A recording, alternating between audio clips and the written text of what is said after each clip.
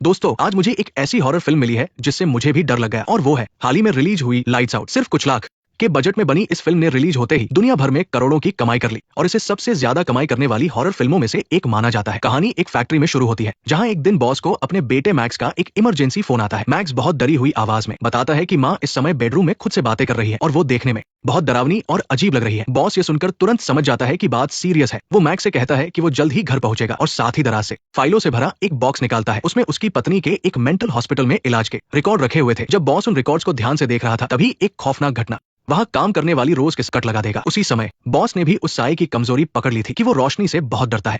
ये बात समझते ही बॉस में अचानक हिम्मत आ गई और वो बिना कुछ सोचे समझे सीधे उस गोदाम की तरफ भागा जहां बहुत सारी लाइटें जल रही थी। जब बॉस को लगा कि अब वो पूरी तरह सुरक्षित है तभी सिर के ऊपर की लाइटें झपकी और कमरे में पूरी तरह अंधेरा छा गया और फिर पास का दरवाजा अचानक बिना किसी इशारे के अपने आप खुल गया। बॉस को कुछ समझने का मौका तक नहीं मिला और उस खतरनाक भूत ने उसे मार डाला। पिता की अजीबोगरीब मौत के साथ ही ये खुशहाल परिवार रातों रात टूटकर बिखर गया और डिप्रेशन की शिकार मां पति का सहारा छिन जाने के कारण और भी ज्यादा अजीब और डरावनी हो गई। उस रात मैक्स कंबल ओढ़कर सोने ही वाला था कि तभी उसे एक बार फिर से अपनी माँ के खुद से बात करने की आवाज सुनाई दी। कई बार अपनी माँ को आवाज लगाने पर भी जब कोई जवाब नहीं मिला तो उसने हिम्मत जुटाई, बिस्तर से उतरा और धीरे धीरे अपनी माँ के बेडरूम में भाग गया। गनीमत रही कि उस साये का उसे नुकसान पहुंचाने का कोई इरादा नहीं था। उसने बस जोर से कुछ बार दरवाजे का लॉक घुमाया और फिर रुक गया, क्योंकि लंबे समय से इस घुटन भरे माहौल में रहने के कारण मैक्स की दिमागी हालत धीरे धीरे बहुत खराब होने लगी थी। यहाँ तक कि स्कूल में क्लास के दौरान भी वो एकदम सुस्त रहता था। उसकी अच्छी क्लास टीचर को उसकी इस हालत पर बहुत चिंता हुई, इसलिए उसने तुरंत मैक्स की बड़ी बहन सारा से संपर्क किया। लेकिन उन्हें ये नहीं पता था कि मैक्स और सारा सौतेले भाई बहन थे। सारा अपनी माँ के दिन रात अजीबोगरीब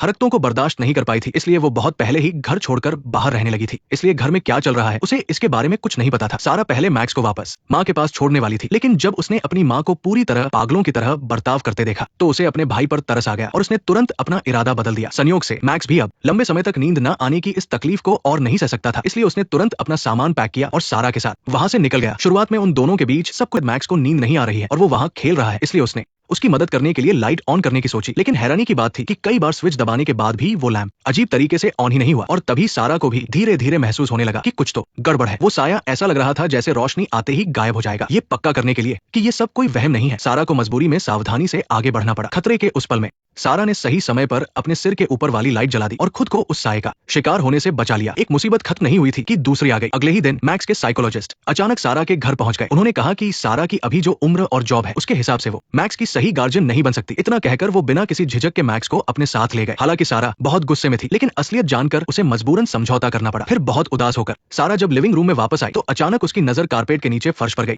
जहां लगा कि किसी ने इंग्लिश के कुछ लेटर्स लिखे हैं। उत्सुकता में सारा ने तुरंत कारपेट हटाया और हैरान रह गई क्योंकि वहां डायना नाम लिखा हुआ था। एक ही पल में सारा को अपने बचपन की याद आ गई। उस दिन वो घर पर शांति से पेंटिंग कर रही थी कि तभी अगले ही पल टेबल पर रखी ड्राइंग बुक अचानक गायब हो गई। उसे पता नहीं चला कि क्या हुआ, लेकिन सारा खुद को रोक नहीं पाई और एक आधे बन सकता है ये सोचते ही सारा ने एक पल की भी देरी नहीं की और अपने बॉयफ्रेंड जॉन के साथ अपनी माँ के घर वापस आ गई। वहां उसने डायना के बारे में बहुत सारी जानकारी खोजी और उसे पता चला कि उसकी माँ और डायना का इलाज एक ही मेंटल हॉस्पिटल में हुआ था। वो दोनों बहुत अच्छी दोस्त भी थी। उसके बाद सारा को फाइलों के एक डिब्बे में से एक कैसेट टेप मिला। उसमें मेंटल हॉस्पिटल में डायना के साथ हुए सारे हादसों का रिकॉर्ड था। असल में डायना को एक बहुत ही रेयर स्किन डिसीज थी, जिसकी सबसे बड़ी दिक्कत यह थी कि वो तेज रोशनी को बर्दाश्त नहीं कर सकती थी। लेकिन उस समय मेंटल हॉस्पिटल वाले मरीजों को इंसान ही नहीं समझते थे। निर्दयी अस्पताल वालों ने डायना को सीधा अपना एक्सपेरिमेंट बना लिया और बहुत ही बेरहमी से उसके इलाज के लिए हाई पावर वाले झटके दिए और उनके इस जंगली तरीके की वजह से डायना कुर्सी पर ही तड़प तड़प कर मर गई। इसके बाद सारा बहुत बुरी तरह डरे हुए दोनों वहां से तुरंत निकल गए। उनके वहां से निकलते ही माँ टॉम को लेकर बाहर से घर आ गई। इतने दिनों तक टॉम को इग्नोर करने की भरपाई के लिए उसने ना सिर्फ बेटे के लिए खूब सारे स्नैक्स खरीदे बल्कि उसे रात में साथ मूवी देखने के लिए भी कहा। ये सुनकर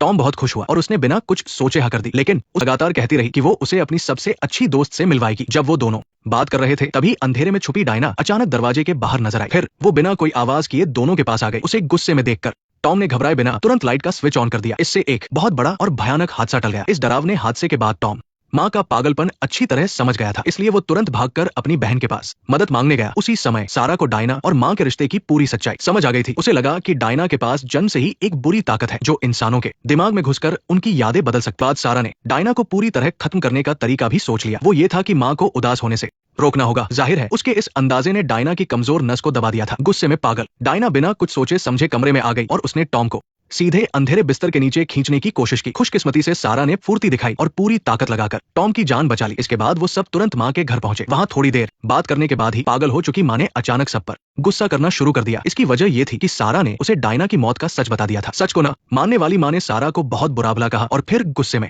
अपने कमरे में वापस चली गई। शुक्र है कि उन सबको पहले से ही इसके लिए तैयार थे। वो बिल्कुल निराश नहीं हुए बल्कि पूरी हिम्मत से डायना पर पलटवार करने की तैयारी करने लगे। तीनों ने मिलकर एक एक करके सारे स्विच पर टेप लगा दी। साथ ही उन्होंने नए बल्ब और एक्स्ट्रा मोमबत्तियां भी खरीद ली ताकि वो डायना को अंधेरे में आने से रोक सके। लेकिन अफसोस, रात भर मेहनत करने के बाद भी उन लोगों ने डायना की ताकत और जिद को कम आंका था। रात होते ही रोशनी से जगमगाता वो घर अचानक घने अंधेरे में डूब गया। नींद से जागी सारा तुरंत समझ गई कि ये डायना का ही काम है, इसलिए वो तुरंत एक टॉर्च लेकर बेसमेंट में मेन स्विच चेक करने गई। इसी बीच बेसमेंट में फंसी सारा ने जब ये आवाज सुनी तो हालांकि उसे यकीन नहीं हुआ कि उसका बॉयफ्रेंड इतना डरपोक निकलेगा, लेकिन इस समय अपनी जान खुद बचाने के सिवा कोई और रास्ता नहीं था। बचने की गहरी तड़प के साथ सारा और टॉम भागकर स्टडी रूम में गए। फिर सारा ने आग जलाने वाली जगह में आग लगा दी ताकि उस तेज रोशनी से डायना उनके पास ना आ सके। उसके बाद उसने टॉम से एक यूवी लाइट ली और संभलकर बेसमेंट में इस मुश्किल से बाहर निकलने का रास्ता खोजने लगी। यूवी लाइट की रोशनी में सारा ने बेसमेंट के अंदर कई ऐसे सुराग देखे जो आम आंखों से नहीं दिखते थे। वो सब डायना के नफरत से भरे शिकायती मैसेज थे। जब वो डर को दबाकर आगे बढ़ ही रही थी तभी बुरी तरह डरी हुई सारा देखकर सारा तुरंत टॉम के पास वापस भागी और घबराते हुए